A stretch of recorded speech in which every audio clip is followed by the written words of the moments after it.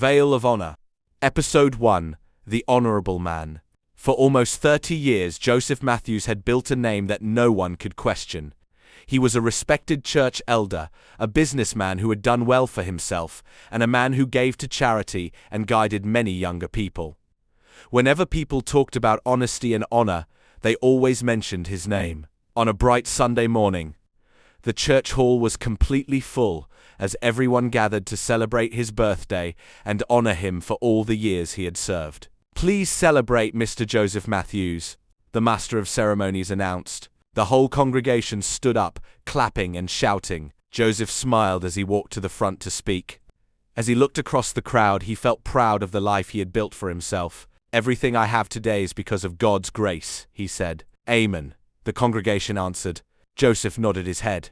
"And if there is one lesson I have learned in life, it is this: always walk in truth." The crowd clapped as they listened. As Joseph looked toward the back of the hall, his smile disappeared. A man was standing there, not moving, just watching him. He was quiet and looked like someone Joseph should have known, even though Joseph had never seen him before. Something about the stranger made his body feel cold. Suddenly, pictures started flashing in his mind. A night full of storm and rain, a face filled with fear, a document torn apart, a memory he had buried deep inside him many years ago. Joseph quickly looked away and finished his speech, but his hands were shaking a little. When the service ended and people started leaving, Joseph went quickly into a quiet place because he wanted to avoid the strange man.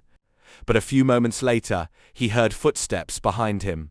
Slow but steady footsteps that kept coming closer. Joseph turned around. The stranger was standing right there. "Do I know you?" The stranger smiled a little. "You knew someone related to me." Joseph felt his stomach turn with fear. "What do you want?" The stranger took one more step forward. "My name is John Mark." All the color left Joseph's face. John kept watching him closely. "And I'm here because of Daniel Mark." That name hit Joseph like lightning. It was a name he had not heard in many years.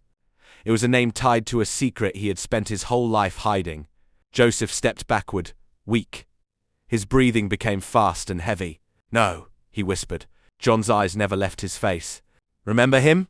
Joseph stared at the man with horror, because for the first time in 30 years, the past had finally come back for him. To be continued.